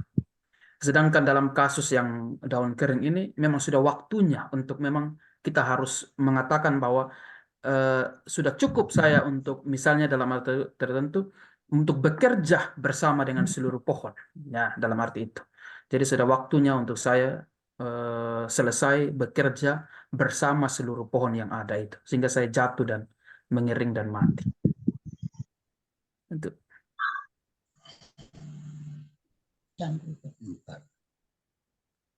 masih ada waktu sedikit. Oh Pak Markus, silakan Pak Markus.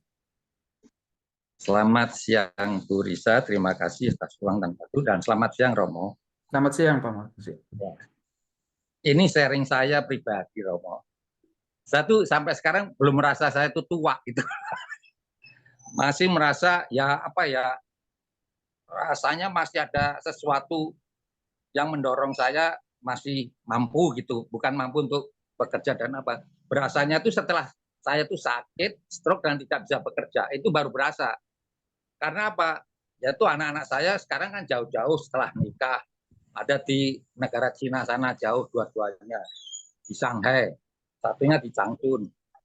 Tapi cerita saya begini Romo, sharing saya tuh. Karena masa muda saya tuh usahanya supaya bagaimana hidup untuk keluarga dan menyekolahkan anak sampai kuliahnya dua-duanya itu selesai.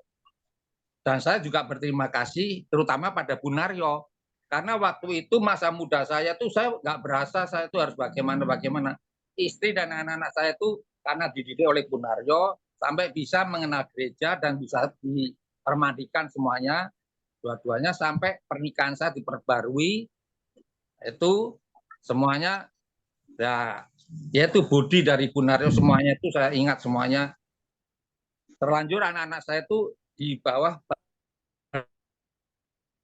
Bu Naryo mengenal Yesus Kristus Tuhan kita.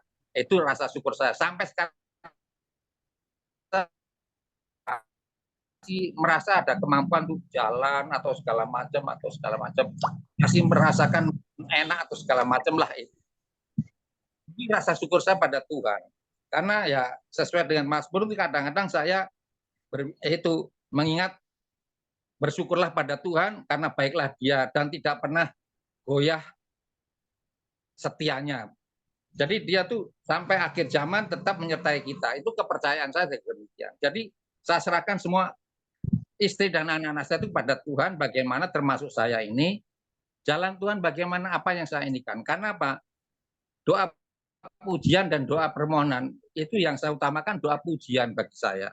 Jadi saya hanya memuji pada Tuhan, rasa syukur saya ini. Kalau permohonan itu Tuhan mungkin sudah tahu kalau saya kekurangan apa tuh, Tuhan sudah memberikan segalanya ya, termasuk anak-anak saya itu. Makanya sekarang ini di saat saya tidak bisa kerja karena stroke, saya baru merasa, oh iya, saya tuh sudah harus istirahat. Jadi dari sini saya baru berasa. Tapi saya tidak khawatir, karena anak-anak saya juga sudah bilang, sudah maunya kalau dia baru pulang dari sana, terutama anak perempuan saya, tergantung ibunya juga sudah bingung, sudah masa tuanya nanti gimana, tinggal saya di ini sama anak-anak, tinggal bagaimana, mau dilayani atau tetap biasa saja untuk aktivitas sendiri. Kalau dilayani masuk ke Panti Werda, nanti tinggal nomor teleponnya nanti saya yang inikan karena saya tidak bisa di Indonesia. Karena ya harus ikut suaminya. Nah itu saya baru berasa, oh iya ya, berarti saya itu sudah harus istirahat, harus masuk Panti Werda atau apa. Tapi kenyataannya sampai sekarang ini saya masih bisa mampu untuk mengerjakan segala sesuatu. Ini umur saya udah 74 tahun, itu baru berasa. Inilah yaitu sharing saya ini sampai sekarang ini saya masih mensyukuri Tuhan itu memberikan kesempatan bagi saya. Nah sekarang ini sebagaimana saya tuh mempersiapkan diri, itu ya saya harus ikut aktivitas seperti ikut Bu Risa ini, KKS tiap Kamis, terus Legio Maria itu tiap jam 7 pagi, itu saya bangun tidur dan istri saya jam 4, itu untuk Tera. Nah, lebih bagian lagi cucu-cucu saya semuanya. Nah, itu suatu kebahagiaan saya kalau memang dia mengenal Tuhan Yesus dari sejak muda ini. Semoga nanti tuanya juga bisa seperti saya mempersiapkan dirinya dan selalu diberkati oleh Tuhan. Demikian Romo, saya sekilas itu aja sharing saya. Mohon petunjuk dan pengarahan Romo lebih baik. Terima kasih Bu Reza, terima kasih Pak Riki dan Romo. Selamat sore.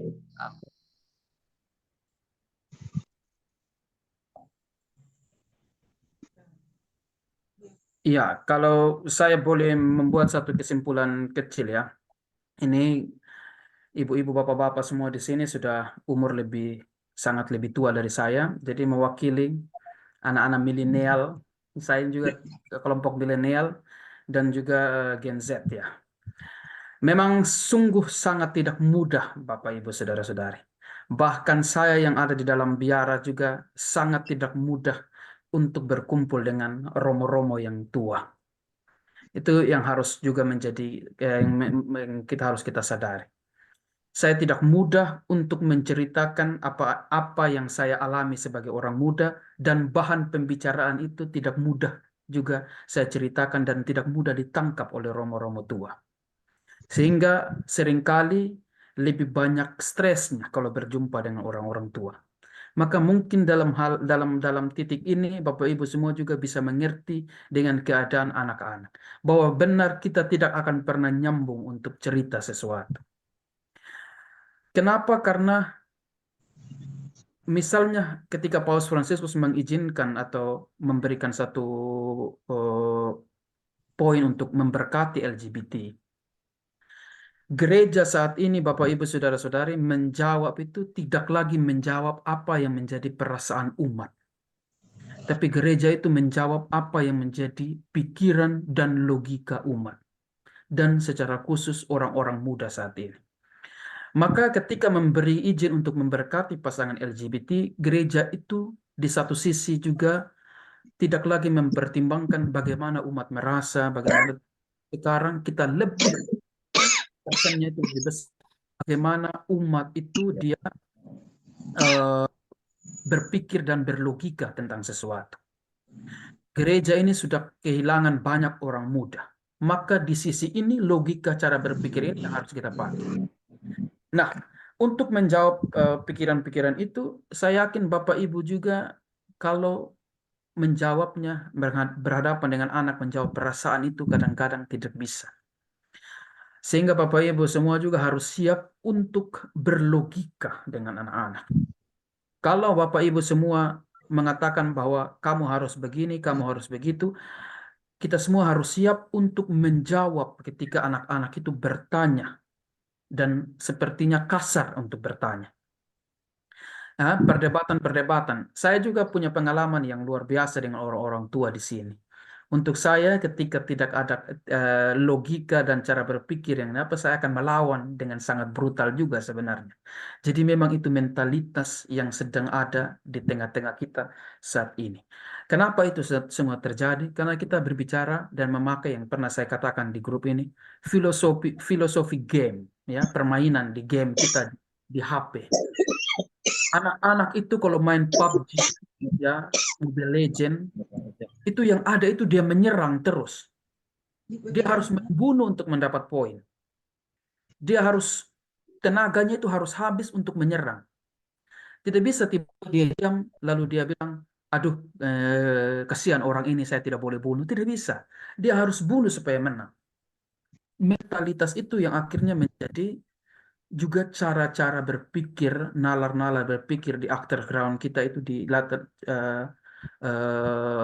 alam bawah sadar kita untuk menyerang sesuatu. Maka mungkin saja Bapak Ibu sakit hati dengan kata-kata anak-anak, tapi logikanya demikian anak-anak zaman sekarang. Kalau pakai perasaan, berkata dengan perasaan, itu sudah tidak zamannya lagi. Maka benar yang Ibu Risa katakan, akan menjadi banyak pertanyaan-pertanyaan logika yang diungkapkan anak-anak soal iman kita. Itu yang menjadi sekarang menjadi pola di negara-negara barat misalnya saat ini. Karena kenapa harus ada salib? Kenapa harus tanda salib?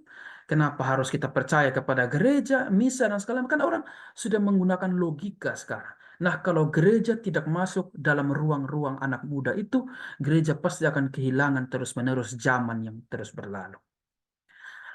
Jadi, dalam mewakili orang-orang muda ini, saya ingin men-sharingkan ini juga, ya, bahwa Bapak Ibu harus siap seperti Bunda Maria. Bahkan Yesus saja di umur 12 itu sudah menyakiti perasaan Bunda Maria. Pedang itu akan tertusuk di tangan saya. Dengan dia berkata sendiri, kenapa kamu mencari saya? Bayangkan. Jadi kita sudah punya satu contoh iblis yang cukup menjadi catatan untuk kita semua. Tetapi pada akhirnya saya ingin mengutip apa yang dikatakan Paus Fransiskus, ya, mewakili anak-anak juga. Bapak Ibu semua itu mungkin memiliki merasa gelisah dan kadang-kadang hidup tidak tentram dengan tanya jawab dan debat dari anak-anak. Namun jangan pernah lupa bahwa hidup Bapak Ibu itu adalah proyek besar di dunia ini, proyek terbesar.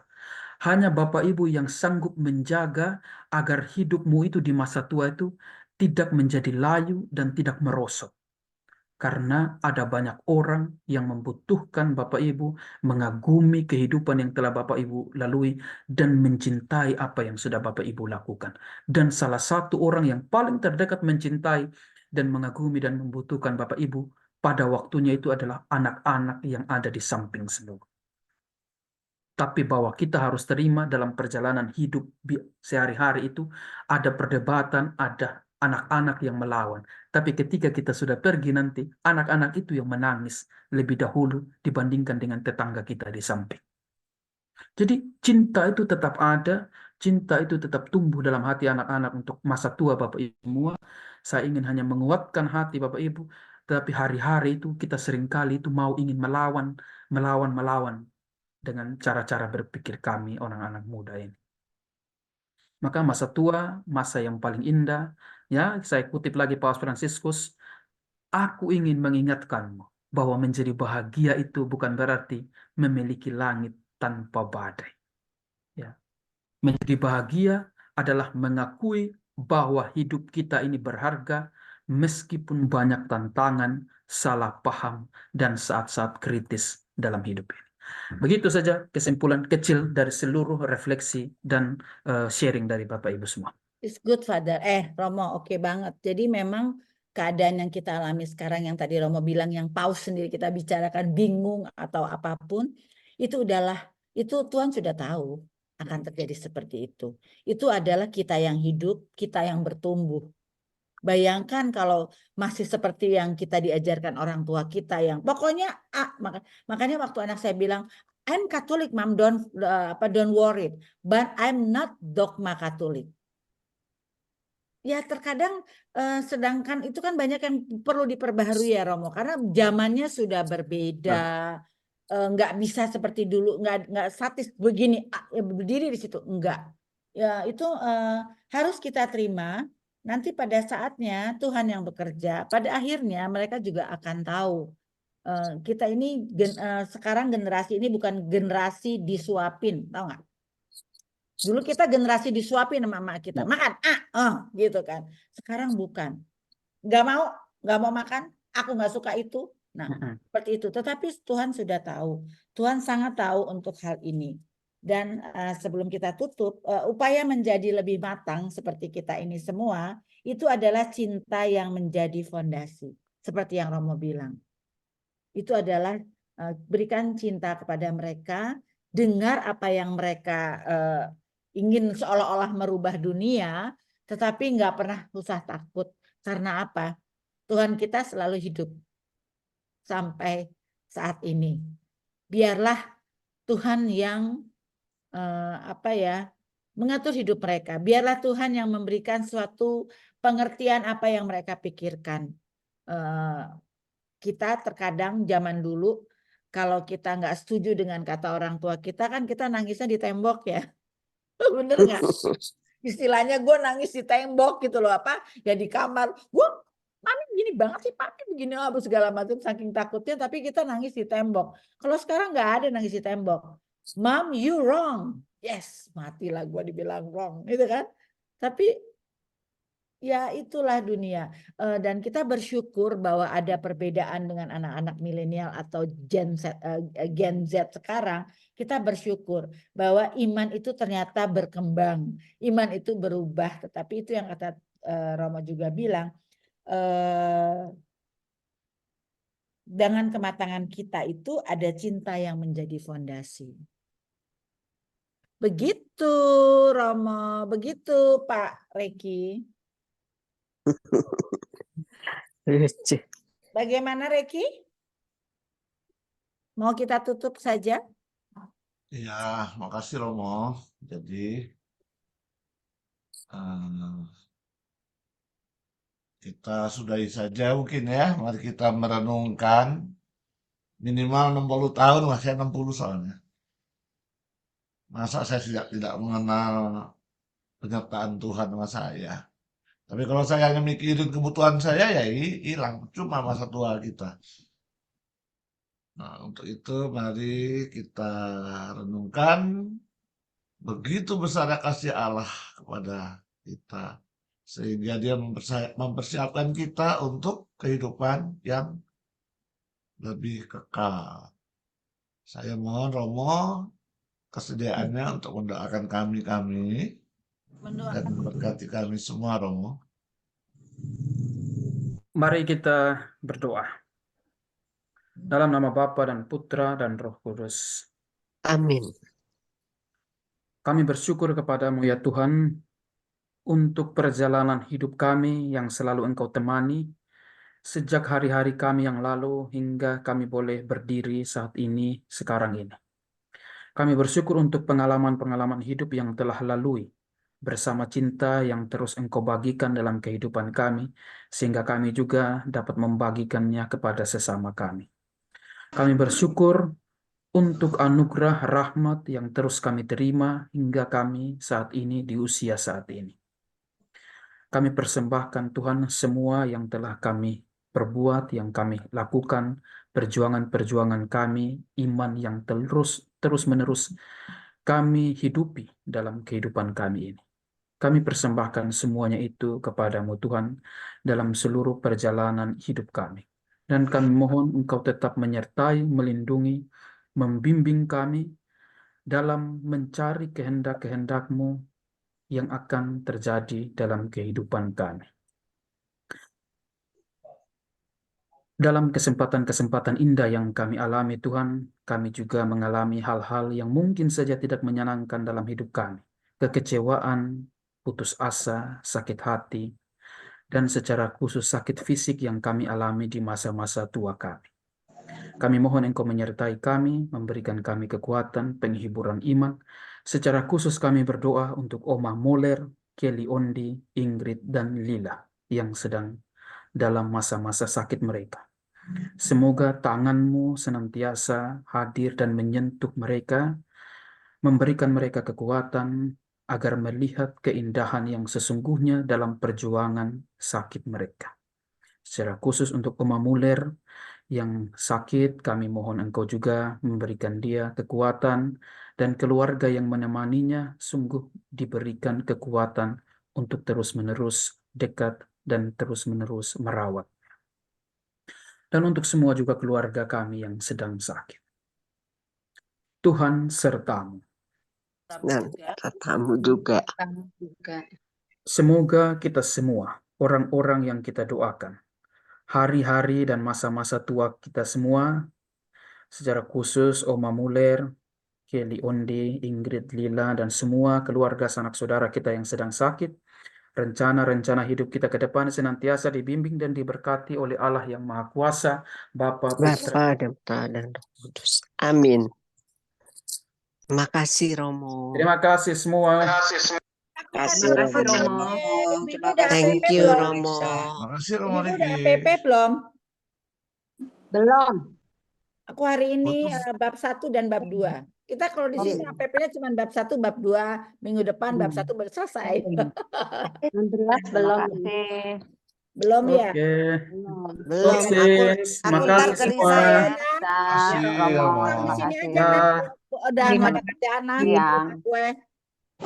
Iya. Nah, kali ini aku nggak bisa join ya, Riz. Iya, nggak bisa ya, Oh, Wei? Oma Muller ya? Iya, nggak ada yang jaga. Di mana dia Michael nggak ada. dirawat? Kita Andrea Lagi pergi. Oh, Michael pergi. Ntar kalau pulang nyusul ke sana. Jam 7 toh? Aja. jam 6. Yang itu Susi yang bikin kue tart sama salad buah. Enggak, jam 7 toh, Riz. Gua kasih lu singkong. Ini udah gua kasih singkong ya. Iya, udah. Terima kasih. Belum. Susan jadi nggak datang, San? Dia lagi Nanti ada jam 7 toh. Kalau Iya. misalnya Michael udah datang, aku datang. Kalau Michael Oke. nggak bisa ninggalin Mami. Belum. Oke, ntar Eka bawain dia sesuatu. Apa itu? Ya, Jo, itu tanggal 4 kesini ya, biasalah. Jo. Jo, tanggal 4 lo kesini. Iya, tanggal 4 sore ya. Iya. Jadi Ya udahlah, langsung Ada ke apa? Lena. Nggak iseng Main. aja. Dia udah lama Oh. nggak ini menghilangkan Udah stres. lama nggak ke Jakarta. Rumah Ya. gua kan rumah penghilangan stres. Kemarin gue lari sebentar ya dari Gua dokter. mau cerita. Kesini belum cerita. Aku kemarin udah ambil dari yang terawan itu kan, namanya Iya. imunoterapi. Kemarin anak-anakku. Nah, ternyata darah 4 ampul yang aku diambil 4 ampul kayak ambil darah biasa 4 ampul itu pada saat seminggu kemudian jadinya yang aku itu menjadi kayak air putih. Ini tapi segini. Nah, itulah yang dimasukkan ke dalam tubuhku dari darahku, ya. Nah, kebetulan yang Matthew tuh bentuknya itu agak-agak apa ya? Kayak Kuning. bukan kuning, kayak air agak ada ini nih gua kasih tahu ya yang Matthew ya. Yang Matthew itu agak-agak beda ininya apa? Bentuknya gitu loh. Nah, ternyata mana ya yang Matthew ya. Dia itu si dokter Trewan memang jago banget. Ini dia bilang apa namanya? Ini gatel-gatel ya. Dia bilang gitu. Gue sampai bingung kok dia bisa tahu ya gatel-gatel kayak begitu. Terus udah gitu yang saya darah yang merah darah merah yang saya 4 ampul itu bisa menjadi kayak air putih segini. Nah, itu prosesnya gunanya adalah untuk antibodi yang ada di dalam tubuh saya, dia keluarkan melalui darah, kemudian dia proses. Nggak tahu dalam formulanya apa, aku nggak tahu, dimasukkan lagi kepada saya supaya nanti antibodi itu yang mencari di mana tubuh-tubuh saya yang seharusnya baik tapi tidak baik. Itu namanya imunoterapi dari Dokter Terawan. Gitu ibu-ibu. Kalau Matthew, Cuman Mehil. kalau Matthew Dokter Terawan bilang kamu 2 bulan lagi diambil darah lagi ya. Dia pengen lihat dampak setelah ini apa? Ini semua gitu loh. Itu mana ya yang Matthew ya? Ada kok. Itu Jadi yang Matthew juga nanti dimasukin lagi, Riz? udah masuk justru. Oh, udah masuk. Tapi Oh, dia nanti tunggu 2 bulan lagi hasilnya seperti apa gitu ya? dia di ini yang kelihatan nggak? Ini Matthew. Kelihatan. Dia agak-agak kuning. Kayak teh. Matthew kayak teh. Matthew dan Rudy kayak teh. Kalau saya kayak aqua. Kalau teman saya yang satunya dia hitam. Jadi jantung. Ini jantung kamu nih masalah gitu. Waduh, ketahuan ya. Bilang ketahui dari mana dokter? Itu darah itu kamu punya darah hitam kan? Kalau saya darahnya air putih kan? Iya, putih, jernih. Itu saya. Kata Rudy, itu mah darahnya jamu. Iya benar karena rajin minum jamu. Iya kan gue belum apa-apa gue minum jamu gitu. Itu hebat juga ya itu maksud saya ilmu apa sih ilmu kedokteran begitu hebat ya. Iya jadi ternyata katanya kalau kita gatel-gatel tuh imun kita turun ya Riz. Iya, nah imun turun tuh banyak. Satu kurang tidur, banyak pikiran, kurang vitamin, kurang makan, banyak sekali imun kita turun tuh banyak sekali. Kurang gizi. Kurang gizi. Makanya kalau pergi Marisa perbaikan gizi. Kalau ke Jakarta gizi. baru perbaikan gizi ya. Banyak kok gizi yang nggak perlu dipakai uang kan banyak ya makan buah. Iya sih. Kayak tahu tempe juga bergizi tuh. Tahu tempe itu, telur. Injil itu gizinya banyak loh. Ya pasti. Injil dan Rosario tuh gizinya banyak loh. Antibiotinya. Itu kan sini begitu sehatnya saya kan baru 63. Udah kadang ini kadang itu tapi coba ibu-ibu begitu sehat karena adalah apa Injil dan Rosario. Ya dibaca Injil dan Rosario. Tapi tadi Pak Markus benar juga, Riz. Tua nggak merasa tua. Ya kayak kita itu namanya kebangetan nih. Kita kan kayak gitu. Iya, kita kan gitu nggak mau dibilang tua. Nggak mau dibilang tua, maunya dibilang senior. Nggak mau dibilang nenek-nenek gitu, maunya dibilang senior. Hanya not fairnya apa? Dulu waktu mami gue umur segini, gue anggap dia udah tua loh. Iya emang. Udah begini, perasaan gue masih kayak Risa yang dulu masih 30-an. Itu ya. Betul juga tuh Pak Markus. Tidak merasa tua. Tolong isiin bawang merah. Antibodi sih memang merah itu adalah bagian dari pola hidup kita dan kemudian semua adalah kehendak Allah ya. Maksudnya kita gantung sama dia.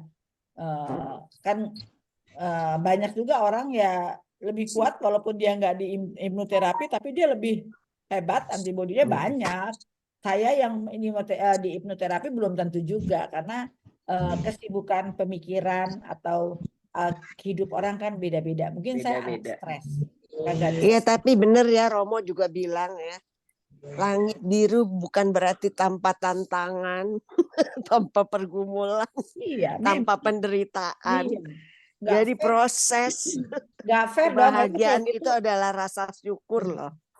Ya kan Tuhan juga tahu nggak fair ya misalnya karena Risa udah ini jadi Risa gitu. Enggak, banyak orang yang gitu. Tapi kan pengolahan hidup yang terpenting. Pengolahan hidup yang tadi yang apa namanya yang opera itu yang opera apa namanya perputaran hidup Risa opera tadi. Itu apa namanya pengolahan hidup itu yang harus yang terpenting adalah tadi apa namanya rotas tuh penting banget yang rotas itu adalah perputaran hidup. Itu doanya udah gua kasih ke grup. Ambil yang kecil 1-2 biji. Ada di grup Sator, Arepo, Tenet, Opera, Rota, Sator. Itu aja disebutin Sator, Arepo, Tenet. Kalau mau yang lebih gampang ya Yunaninya. Sator arepo tenet opera rota. Tenet Sator opera. terus dia ngomong yang artinya jangan kalau bahasa Indonesia mah panjang. Iya. Ibu-ibu coba aja kita lihat. Iya. Udah gua kirim itunya juga apa? Risa udah kirim YouTube-nya dari Katolik. Ya. Oke. Kan? Baca kan bisa baca. Bisa Sator arepo tenet opera rota. Sator arepo tenet Tenet. opera rotas. Rotas itu hidup kita. Nasib lah kalau gampang mah. Hidup kita. Pergumulan hidup kita. Kita serahkan semua kepada Tuhan. Tapi temanya bagus-bagus ya, Riz. Hari ini benar-benar cocok nih buat kita semua. Iya, buat betul. yang tidak mau dibilang tua. Pergumulan sih tetap gitu. Pergumulan mah tetap Udah ya. kelihatan muda belum? Baru berapa hari? Sedikit glowing deh. Udah glowing belum? Pancaran matanya udah beda, Riz. Si Risa beda loh. Pancaran mata nanti yang lainnya mengikuti pasti. Mbak Udah Ina, pasti. Mbak Ina, Yes. kita kapan ya? Aku sih Yang bersyukur penting dan adalah hati yang dikasih. bahagia itu yang susah. Betul. Hati Iya. yang Bersyukur, bahagia itu Riz. susah. Bahagia Mau nggak punya bersyukur ya nggak percuma. punya uang, hati bahagia itu bukan berarti punya uang atau nggak punya uang, susah. Ya kan? Betul. Ya. Punya uang Kita juga juga belum glowing, tentu Mbak Ina. bahagia, stres. Kita mah Kita juga stres glowing, lainnya. Mbak Ina. Enggak obat.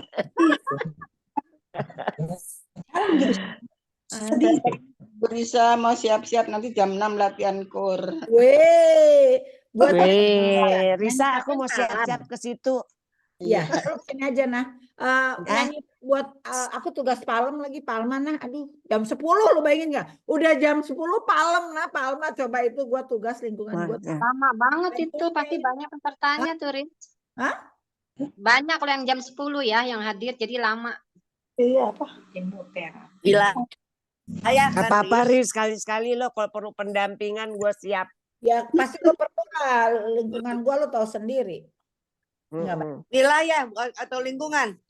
Gue minta tolong wilayah udah pasti lah. Wilayah, Gak mungkin Lalan kalau lingkungan gua wilayah apa? wilayah. Ayo Lan, bantuin yuk Lan. Ayo Lan, come on Lan. Wilayah apa lingkungan? Lani nggak Kayaknya usah wilayah disuruh deh. juga bisa. Lingkungan kan kita komitmen bahwa tadinya memang mengatasnamakan wilayah 12 tapi kita bagi sendiri gitu kan Lan. Tapi dengan keadaan Palma ini pasti gue minta tolong wilayah lah, nggak mungkin. Iyalah. Tapi kan Wilayah. ada panitia juga. Di sini ada tulisan kita minta 5 orang untuk apa gitu, gue gak ngerti juga. Ntar aja deh lihat. Aduh.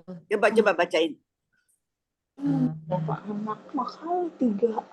Ada ketua. Itu 500 Nan. Mana? Ricky ini masih direkam ya, Ricky? Satu rumah kita. Mohon maaf saya pamit duluan ya Bu. Dari wilayah. Monggo Ibu. Ya lupa aku.